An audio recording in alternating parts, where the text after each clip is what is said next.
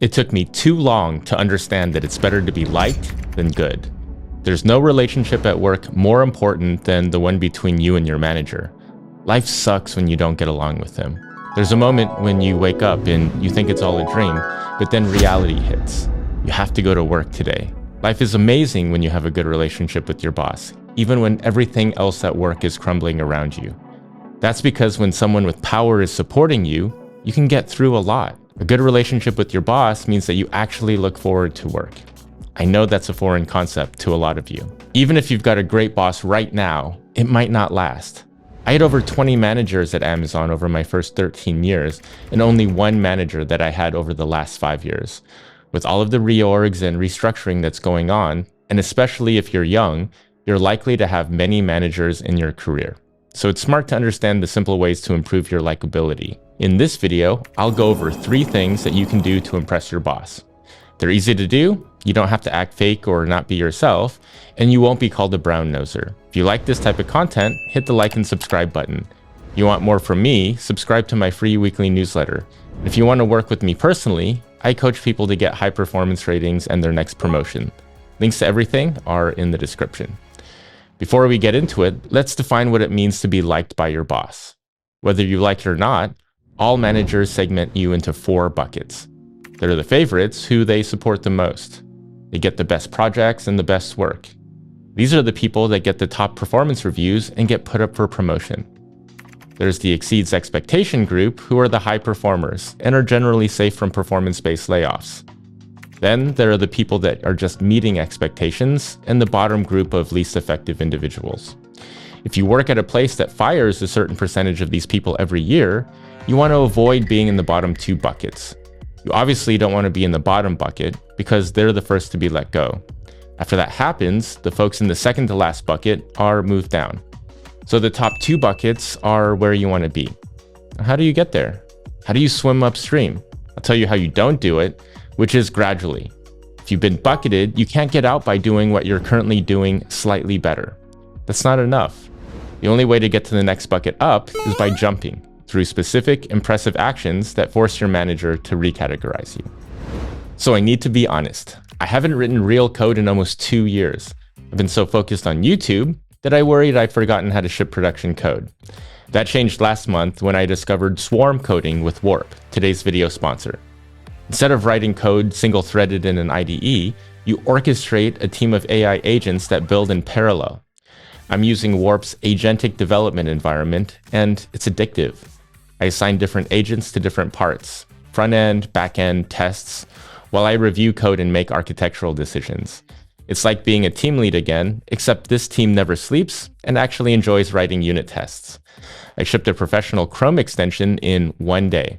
The workflow is insane. You kick off multiple agents through the terminal, check code in the integrated editor, and review changes in the diff panel, all in one place. There's never any context switching. No more waiting for builds, only to realize that your changes didn't take.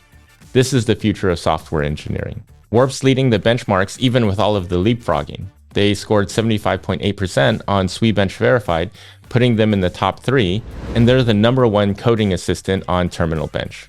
Warp is free to try, but for a limited time, my friends at Warp are offering their Warp Pro plan for only $1.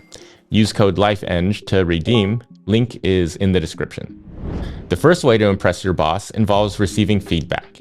Most people expect managers to give them feedback when they aren't performing to expectations.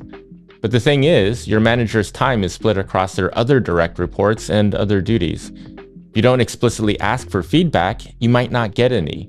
You might think you're doing really well, but then get hit in the face when performance review season hits. One thing most people don't do? Ask for feedback proactively. Just say, hey, I'd love to get a sense of how I'm doing in your eyes. If there's any feedback you have on my performance, I'm always trying to be better. If they tell you that they don't have any feedback for you, say, okay, if you don't have anything for me, I don't hear anything from you otherwise, I'm going to assume that I'm exceeding expectations. If they do have feedback for you, don't do what most people do. Most people respond to feedback with words, not action.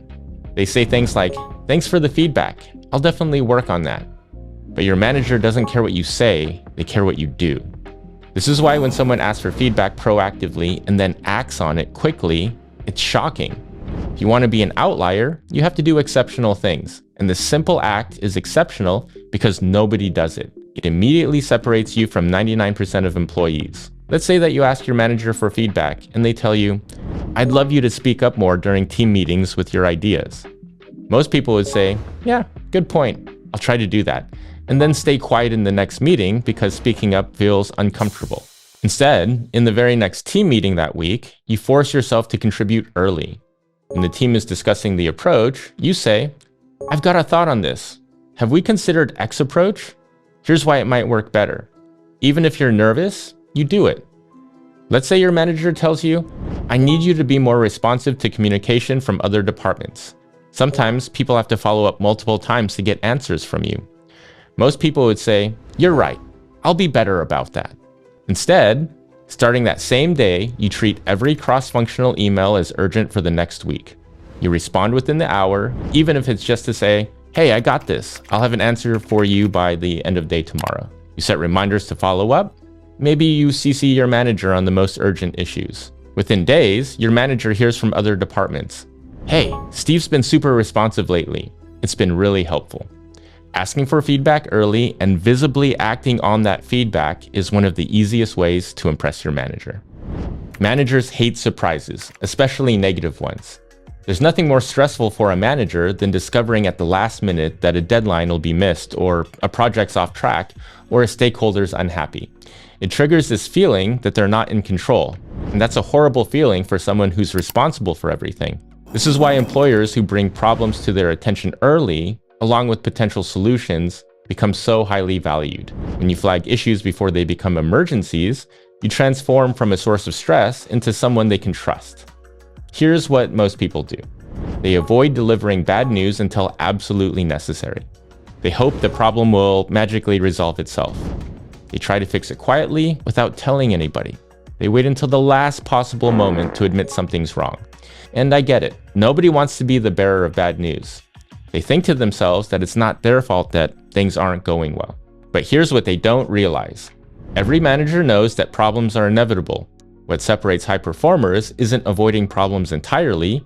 It's that flagging and addressing problems early minimizes the negative impact of those problems. Turtling and avoiding problems until they boil over is nice in the short term because you don't have to disrupt anybody, but you pay for it later. Bad news delivered early is just news. Bad news delivered late is a disaster. So when you encounter a potential issue, immediately tell your manager. Here's the structure to use. First, clearly identify the problem. Second, explain the potential impact if it's not addressed. Third, present options for how to resolve it. And fourth, give your recommendation on which option you think is the best. When you do this, you're not dumping a problem on your manager's plate. You're bringing them a situation that you've already thought through with a proposed path forward. That's the difference between someone who creates work for their manager and someone who makes their manager's job easier. Let's say you're 3 weeks into a project and you realize that costs are going to be 30% higher than budgeted. The wrong move is to keep quiet and have your manager discover the issue when the quarterly budget review reveals the overrun. The right move is to message your manager immediately. I've identified a budget issue with our vendor costs. They're tracking 30% over our original estimate. If we don't address this, we'll greatly exceed our quarterly budget. Here are 3 options. Renegotiate the vendor contract, reduce scope on other projects to free up budget, or request additional funds. I recommend renegotiating with the vendor first, since we've established a good relationship and they've been responsive. And here's what happens when you consistently do this. Your manager starts to trust you completely. They know that if something's wrong, you'll tell them early enough that they can actually do something about it. That level of trust opens doors to bigger responsibilities and more autonomy. Here's something people forget. Your manager doesn't exist in a vacuum.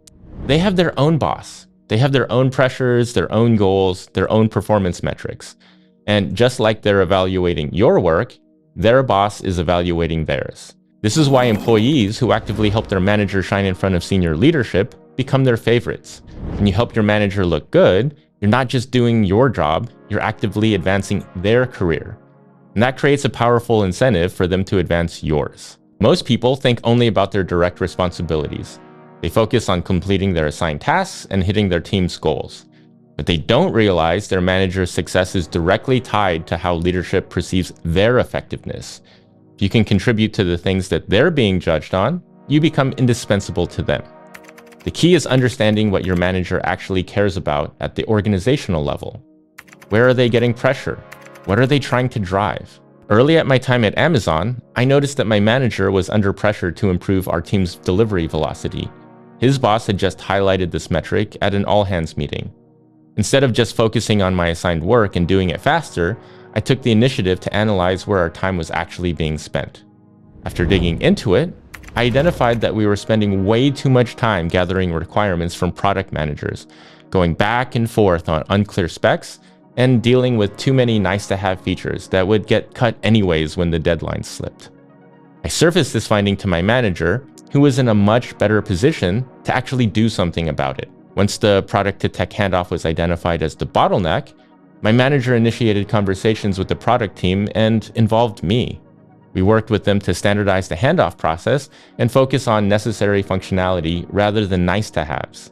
This increased our velocity significantly, which made my manager look great in front of his boss. This played a part in both his promotion and eventually mine, because when he succeeded, he remembered who helped him get there. Can you help your manager be prepared for his meetings? Is there an area you can educate them on that would help them do their job better? Can you take things off their plate so they have more bandwidth to work on more important tasks? Making your boss's life easier always makes your life easier. If you found today's video helpful, take a look at my video on high agency. A lot of these items become so much easier once you fully understand that concept, the idea that you're responsible for the outcomes in your life and have the power to change them.